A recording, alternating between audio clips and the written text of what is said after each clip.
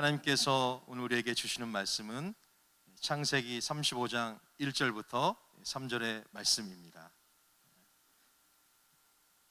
제가 읽겠습니다.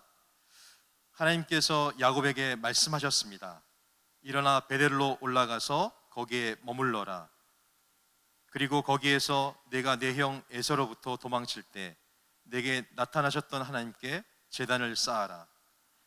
야곱이 자기 집 사람들과 그와 함께 있는 모든 사람들에게 말했습니다. 너희가 지니고 있는 이방 신상들을 없애버리라. 너희 자신을 정결하게 하고 옷을 갈아입으라. 일어나서 베델로 올라가자. 내가 그곳에서 내 고난의 날에 내게 응답하시고 내가 가는 길에서 나와 함께 하셨던 하나님께 제단을 쌓을 것이다. 아멘. 일어나 베델로 올라가자라는 말씀으로 우리 이은준 성교님께서 말씀 전하실 때 많은 은혜가 있으시기 바랍니다.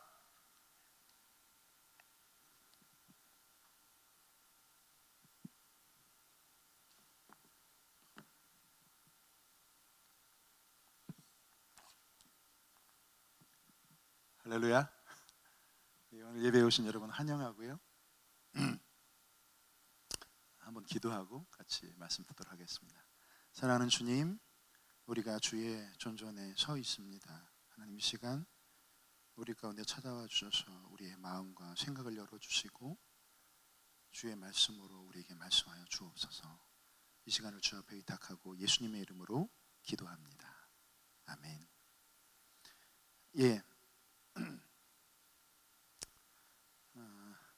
지금 우리는 어느 때도 경험하지 보지 못한 새로운 길을 걸어가고 있는 것이 아닌가, 그런 생각을 하게 됩니다. 코로나 사태가 몸을 몰고 온 우리의 삶의 정황들을 보게 되면 뉴 노멀이라는 이름으로 우리가 그 전에 당연히 여기고 누렸던 일상이 도리어 이상한 것이 되고, 또 코로나와 함께 시작된 새로운 삶의 형태가 도리어 정상적인 일상이 되고 있는 것을 보게 됩니다. 이 상황이 언제 끝날지도 모르지만, 끝난다 해도 과연 우리가 돌아갈 자리가 옛날에 우리가 누렸던 그 일상의 자리는 아닐 것이라고 많은 전문가들이 말을 하고 합니다. 코로나 사태로 세계 경제는 침체에 빠져들었고, 또 많은 대량의 실업 사태가 여기저기서 동시다발적으로 발생하고 있습니다. 각국 정부는 가계 파산과 기업의 줄도산을 막기 위해서 천문학적인 재정 지출을 감행하고 있습니다. 요즘 길을 가다 보면 적지 않게 많은 상가나 식당에 오랜 기간 문이 닫혀 있고, 또 임대문이라는 문구가 쓰여 있는 것을 보게 됩니다. 경제적인 어려움뿐만 아니라 이 땅에 많은 교회와 성도들이 함께 모여 예배하지 못하는 안타까움들, 또 그러한 안타까움들을 여러 모양으로 표현하면서 또 아파하는 모습을 볼 때 적도한 또 성도의 한 사람으로 마음이 많이 아픈 것이 사실입니다. 더욱 마음이 아픈 것은 코로나 사태에 대한 정부의 여러 대응책 앞에 또 각각의 교회 또 성도들이 또 생각을 달리하고, 또한 그러한 생각을 달리하는 것들이 서로가 서로를 판단하게 되고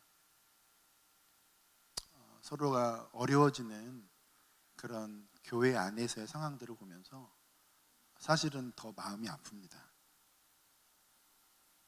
또 최근에 청년 사역을 하는 또 동료 목회자와 사역자들을 통해서 일단 이러한 기성세대의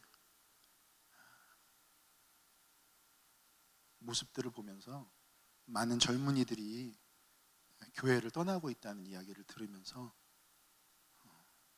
정말 마음이 아픕니다. 코로나 사태로 인한 경제적 위기뿐만 아니라 한국교회가 처해 있는 이러한 현상, 어려움, 또 영적 위기 앞에 우리는 과연 어떻게 해야 되는 것인지, 오늘 인생의 여러 위기를 통해 하나님을 더 깊이 만났던 야곱의 삶을 통해 우리의 나아갈 바를 함께 살펴보기 원합니다. 오늘 본문 1절에 보면 하나님께서 야곱에게 말씀하셨습니다. 일어나 베델로 올라가서 거기에 머물러라. 그리고 거기에서 내가 내 형 에서로부터 도망칠 때 내게 나타나셨던 하나님께 제단을 쌓아라라고 말씀하고 있습니다. 하나님께서 야곱에게 이 말씀을 하신 배경을 보게 되면 우리가 34장을 가봐야 되는데요, 야곱이 엄청난 위기에, 그 인생의 위기 앞에 빠져 있는 것을 보게 됩니다. 33장에 보게 되면 야곱이 형 에서와 극적인 화해를 하고 그리고 세겜에 정착하게 됩니다. 그 33장 18절과 19절의 말씀을 보게 되면 이처럼 야곱이 밧단 아람에서 돌아와서 가나안 땅 세겜성에 무사히 도착해 그 성 앞에 장막을 쳤습니다. 그는 자기가 장막을 친 그 들판의 일부를 세겜의 아버지 하몰의 아들들에게 은 100개를 주고 샀습니다라고 말씀하고 있습니다. 야곱은 얼추 10년 정도를 세겜에서 살았습니다. 성경에는 이 10년여의 시간에 대해서 언급하지 않고 있습니다. 특별한 언급이 없는 것으로 보아 10여 년의 세겜에서의 야곱과 그의 가족의 삶은 어쩌면 특별한 문제 없이 살았던 것으로 생각이 됩니다. 자녀들도 잘 크고 또 그곳에 있는 원 족속에 이방인처럼 들어갔지만 또 큰 어려움 없이 잘 살고 있는 것처럼 보였습니다. 그러던 어느 날 야곱의 가정에 위기가 찾아왔습니다. 여러분 잘 알듯이 야곱의 딸 디나가 세겜성의 추장의 아들에게 강간을 당했습니다.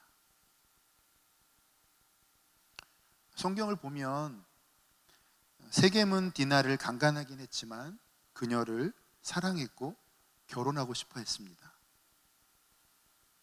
이때 야곱의 아들들이 그에게 말하기를 결혼을 하기 위해서는 당신뿐만 아니라 성의 모든 남자들이 할례를 받아야 할 것이라고 말하고 있습니다. 세겜과 그 성의 모든 남자들이 그 말을 좋게 여기고 할례를 받고 아직 아파할 때에 야곱의 두 아들 시므온과 레위가 그 성에 들어가 모든 남자들을 칼로 쳐 죽이는 사건이 발생합니다. 엄청난 대학살이 벌어진 것입니다.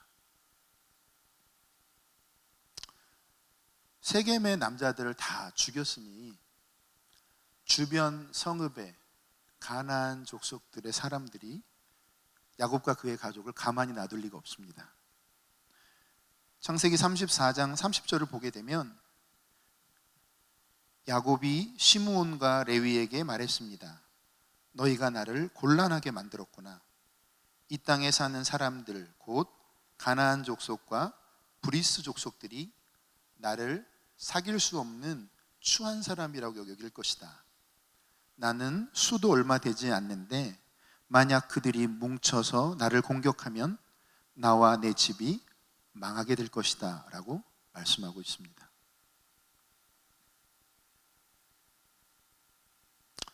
야곱은 에서를 만날 때와는 감히 비교할 수 없는 엄청난 위험과 위기에 처하게 되었습니다.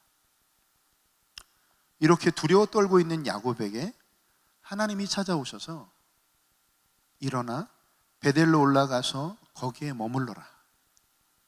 그리고 거기에서 내가 내 형 에서로부터 도망칠 때 내게 나타나셨던 하나님께 제단을 쌓아라라고 말씀하고 있습니다. 여러분, 이 하나님의 말씀을 들을 때 야곱이 어땠을까요? 아마 정신이 번쩍 났을 겁니다. 왜냐하면 그의 외삼촌의 집에서 20년, 그리고 세겜 땅에서 10여 년, 근 30여 년의 시간이 흐르긴 했지만 아버지와 형을 속이고 장자의 축복을 가로챈 후에 형의 칼을 피해 도망 나와 노숙자 신세로 전락하고 길에서 돌베개로 베개를 베고 잠을 자던 그때를 야곱은 절대 잊을 수 없었을 것입니다. 그의 처한 상황과 형편뿐만 아니라 거짓말장이고 도망자인 야곱에게 일방적으로 찾아오신 하나님, 야곱의 인생 가운데 만났던 첫 인생의 위기 가운데 도망자요, 속이는 자이고 노숙하는 신세로 전락한 야곱에게 하나님이 찾아오신 것입니다. 야곱의 인생을 보면 하나님께서 그에게 찾아오실 하등의 이유가 하나도 없는 것 같아 보입니다. 그런데 그럼에도 불구하고 하나님께서 일방적으로 야곱에게 찾아오셨습니다. 이걸 뭐라고 하죠? 은혜라고 합니다. 맞습니다. 받을 자격이 하나도 없는 야곱에게 일방적으로 찾아오신 하나님의 사랑, 그게 바로 은혜입니다. 잠에서 깨어난 후에 야곱이 뭐라고 그럽니까? 참으로 이곳은 여호와께서 계신 곳이구나 라고 말하면서 여기가 하나님의 집 베델이라 하고 그곳에서 하나님께 서원을 합니다. 그 서원의 내용은 내가 아버지의 집으로 무사히 돌아오게 해주시면 하나님을 예배하고 11조를 드리겠습니다 라는 내용이었습니다. 우리가 잘 알다시피 그렇게 20년이라는 세월을 외삼촌의 집에서 지내다가 고향으로 돌아갑니다. 고향으로 돌아가 사랑하는, 그렇게도 그리운 부모님을 만나려면 넘어야 할 큰 산이 하나 있습니다. 예, 그의 형 에서를 만나야 합니다. 우리가 잘 알다시피 야곱이 그의 형 에서를 만나기 전에 별의별 작전과 계략을 다 써서 형을 만날 만발의 준비를 합니다. 야곱의 인생에 또 한 번 찾아온 인생의 큰 위기 앞에 그는 봉착합니다. 그런데 이번에도 하나님이 야곱을 찾아오십니다.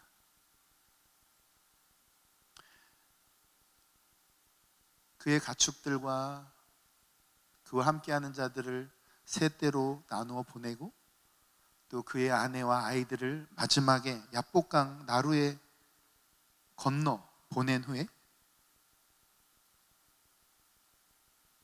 야곱이 홀로 남아 있습니다. 그런데 홀로 남아 있는 야곱에게 성경에 보면 어떤 사람이 나타나 그와 밤새 씨름을 하는 장면이 나옵니다. 야곱이 그곳 이름을 뭐라고 합니까? 네, 맞습니다. 브니엘. 브니엘의 뜻이 무엇이죠?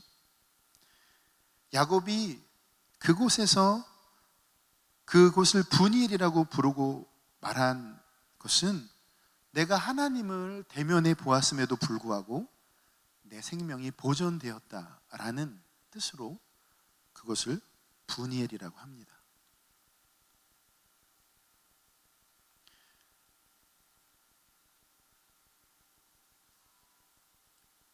이렇게까지 하나님께서 야곱에게 은혜를 베푸시고 그 형 에서와 극적인 화해를 하게 하셨으면 야곱은 뭐 해야 되는 겁니까? 20년 전에 베델에서 서원했던 그 약속을 기억을 했었어야 됩니다. 그 약속을 지켰어야죠. 그런데 에서와 화해한 이후에 야곱이 어떻게 합니까?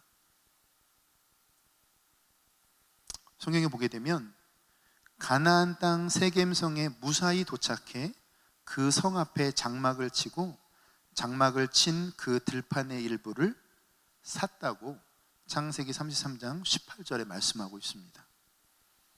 여러분, 장막을 치는 것하고요, 장막을 친 들판의 일부를 사는 것은 전혀 다른 이야기입니다.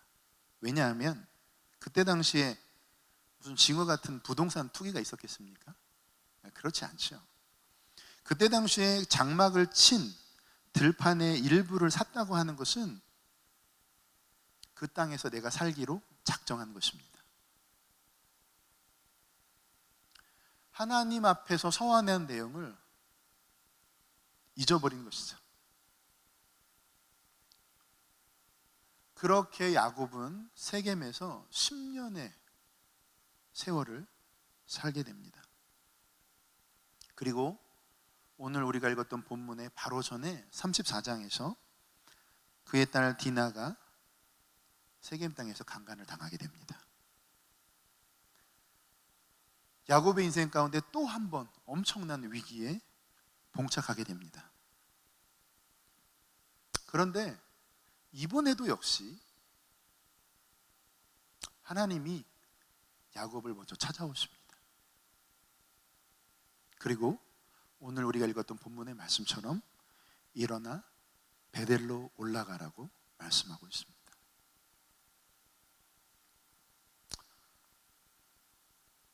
야곱의 인생을 쭉 이렇게 묵상해 보면 우리의 인생과 딱히 그렇게 다르다는 느낌이 별로 안 들어요. 가끔가다 내가 야곱보다 조금 더 나은 게 아닌가? 이런 약간은 교만한 생각이 들 때가 있습니다. 그래서 제 개인적으로 야곱을 좋아합니다. 이렇게 딱히 대단한 사람 같아 보이지 않고요, 저랑 비교해 봐도 그렇게 그냥 고만고만한 인생 같아 보입니다. 야곱의 인생을 보면 중심을 다해서 하나님을 찾고 몸부림을 쳤다, 이런 생각이 잘 안 들어요.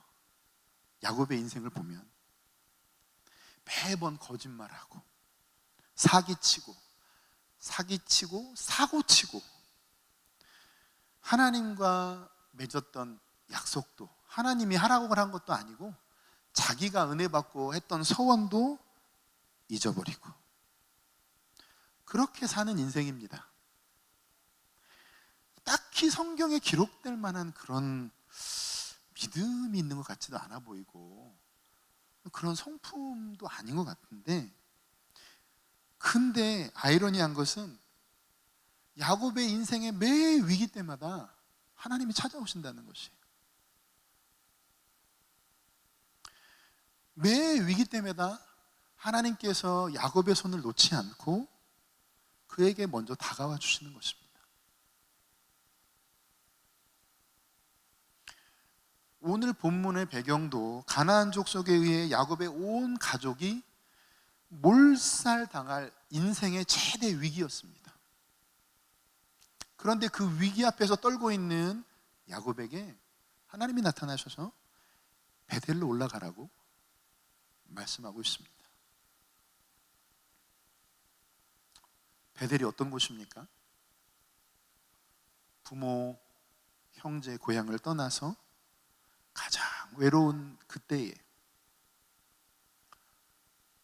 그 몸 하나 누일 곳 없어서 길가에 돌을 베개로 베고 잠을 청하던 그때 일방적으로 찾아오신 하나님의 그 놀라운 사랑을, 하나님의 보호와 도움의 손길을 체험한 은혜의 장소, 그곳이 베델입니다. 젖 먹는 아이에게 엄마의 품과 같은 그곳, 베델. 오늘 하나님은 야곱에게 바로 그 베델로 올라가라고 하는 것입니다. 하나님의 이 말씀 앞에 야곱이 어떤 반응을 보입니까? 2절에 보게 되면 야곱이 자기 집 사람들과 그와 함께 있는 모든 사람들에게 말했습니다. 너희가 지니고 있는 이방 신상들을 없애버리라. 너희 자신을 정결하게 하고 옷을 갈아입으라. 너희가 지니고 있는 이방 신상들을 없애버리라 라고 말씀하고 있습니다. 세겜에서 10여 년의 그 야곱의 삶이 겉으로는 평온해 보입니다. 왜냐하면 성경에 그 10여 년의 시간 동안 어떤 특별한 사건들이 기록되어 있지 않거든요. 그런데 이 2절 야곱의 말에 반응하는 그의 가족과 함께한 사람들의 반응을 한번 보십시오. 오늘 읽진 않았지만 4절 말씀에 보게 되면 그들은 자기들이 지니고 있던 모든 이방 신상들과 귀에 걸고 있던 귀걸이를 야곱에게 주었습니다. 야곱이 그것들을 세겜에 있는 상수리 나무 아래 묻었습니다 라고 말씀하고 있습니다.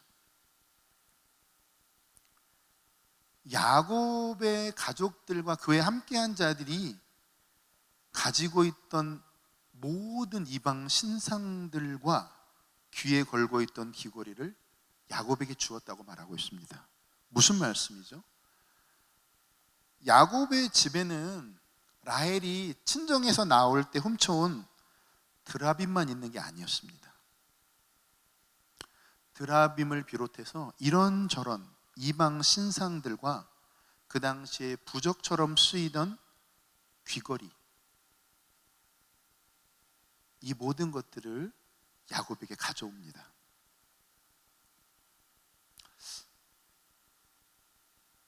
세겜의 남자들을 다 죽이고 또 그 땅에 있는 여자와 아이들을 포로로 삼고 그곳에 있는 모든 것들을 노력해온 그때에 세겜 사람들이 섬기던 우상들도 같이 가져왔을 것이라고 생각이 됩니다.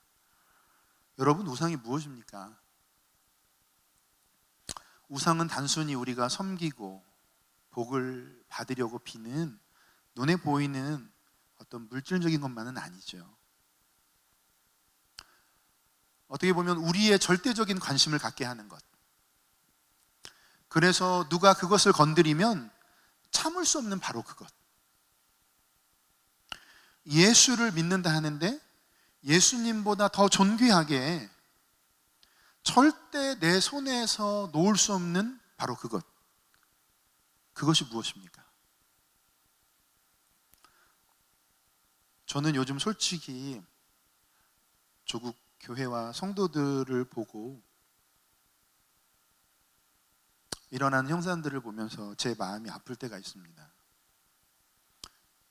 부끄러운 얘기지만 때때로 제 선후배 목사님들을 만나고 또 선교사님들을 만나 대화할 때도 그런 아픈 마음이 들 때가 있습니다.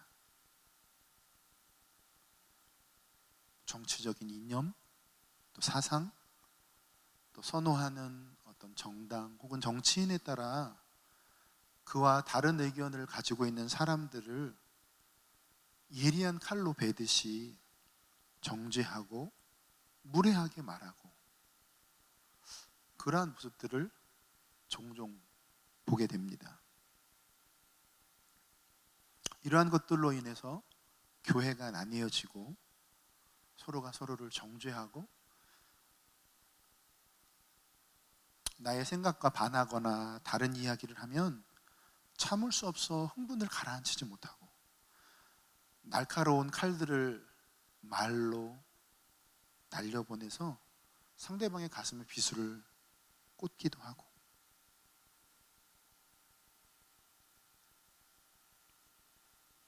우리가 믿는 예수 그리스도 그리고 복음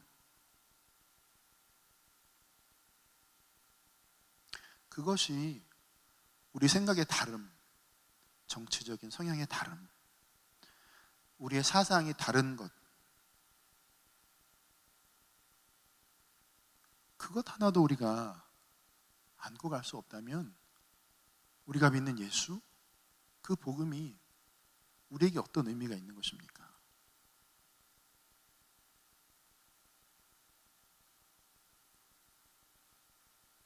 예수님보다 더 높아진 우리의 생각들, 정치적인 어떤 이념이나 사상들, 어떻게 보면 이 시대 우리에게, 그리고 야곱과 그의 가족들이 상수리 나무 아래 묻어야 할 우리의 우상은 아닌가라는 생각을 하게 됩니다. 그뿐만 아니라 야곱이 그의 가족과 함께한 자들에게 자신을 정결하게 하고 옷을 갈아입으라라고 말씀하고 있습니다. 무슨 말입니까? 너의 몸과 마음을 정결하게 하라는 것이죠. 내 인생을 통해 얻은 지혜, 경험마저도 내려놓으라는 것입니다.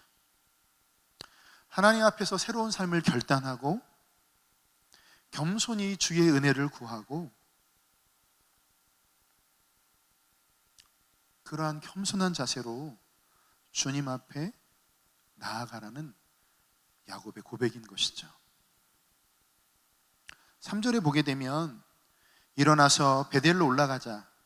내가 그곳에서 내 고난의 날에 내게 응답하시고 내가 가는 길에서 나와 함께 하셨던 하나님께 제단을 쌓을 것이다 라는 야곱의 고백을 보게 됩니다. 이제 야곱은 그의 인생을 통해서 위기의 때마다 어떻게 해야 하는지를 학습한 겁니다. 고난의 날에 응답하시고 그의 인생길에 함께 하시는 하나님께 나아가 예배하는 것, 그것을 야곱은 깨달은 것이죠. 세상적인 방법, 그리고 우리의 인생을 통해서 깨달은 지혜, 또 삶을 통해 체득된 경험, 이러한 것들로 아무리 발버둥 쳐도 하나님의 임재에서 벗어나면 위험합니다. 분노에 떨고 있는 가나안 족속 앞에서 야곱과 그의 가족들은요, 그들과 싸울 전략을 짜도 모자랄 판이었습니다. 그런데 야곱의 가족들이 행한 것은 미련하기 짝이 없는 모습 같아 보입니다. 하나님을 예배하기 위해 베델로 올라가기 위해서 그들이 갖고 있던 모든 우상들을 내어버리고 자신을 정결하게 하고 옷을 갈아입는다는 것, 미련하기 짝이 없어 보입니다. 그런데 하나님을 예배하기 위해서 베델로 올라가기를 소원하며 우상을 제거하는 야곱을 하나님께서 친히 보호해 주십니다.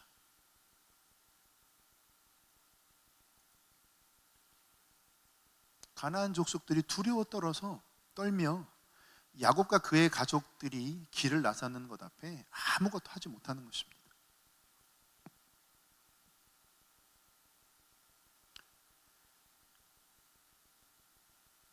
코로나 사태로 인해서 경제적인 위기를 당하고 있고, 또 최근에 여러 일들과 또 상황들 앞에 한국 교회가 처해 있는 어려움과 영적 위기 앞에 우리는 과연 어떻게 해야 하는 것인지,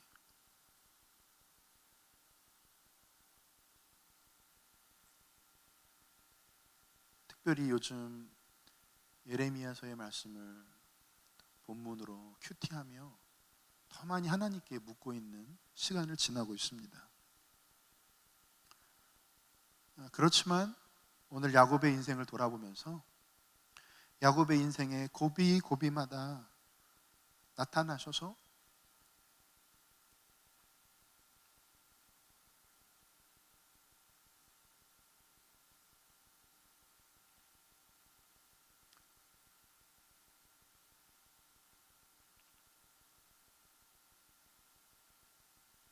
그를 도와주신 하나님께서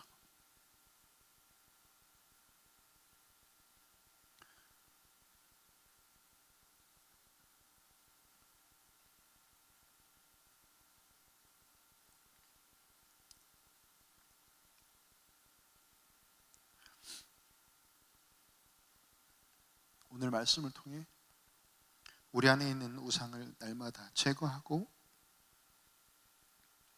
베델의 하나님께 올라가 예배하라고 말씀하고 계십니다.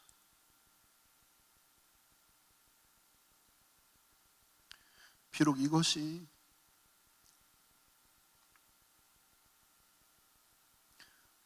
세상 사람들 보기에는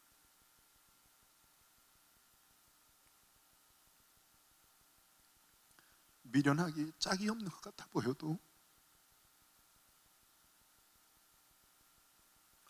우리가 가야 할 자리는 하나님의 임재가 있는 그곳,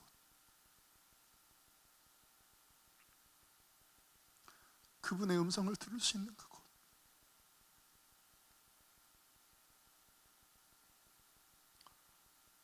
바로 예배의 자리 베델입니다.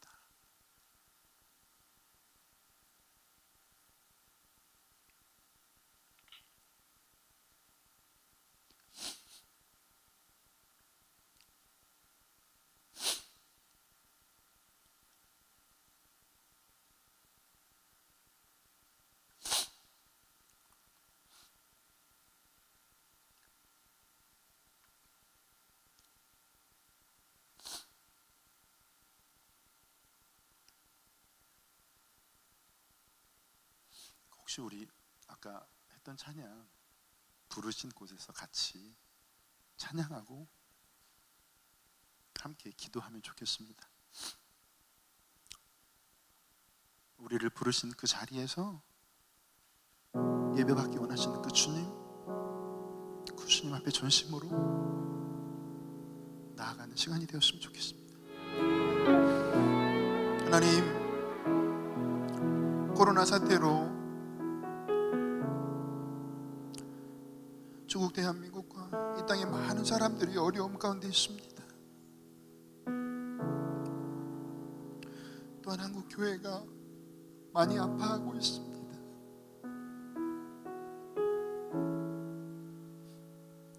하나님, 저희를 불쌍히 여겨주십시오.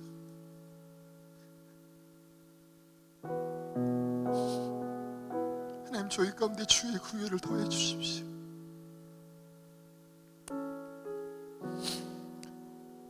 저희들의 생각과 방법으로 할 수 없습니다. 이 어려운 때를 어떻게 지나야 할지 잘 모르겠습니다. 그러나 주님, 야곱의 인생을 통해서 그의 인생의 고비고비마다 위기 때마다 찾아오셨던 주님,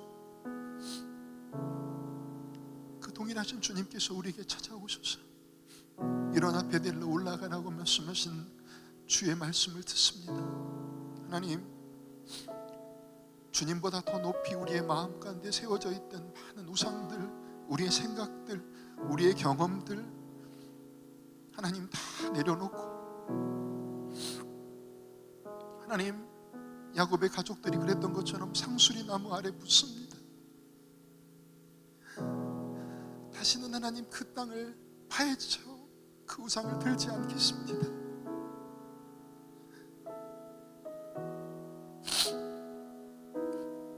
하나님, 우리 스스로를 정결케 하고 하나님, 우리의 옷을 갈아입겠습니다. 하나님, 저희를 긍휼히 여겨 주십시오.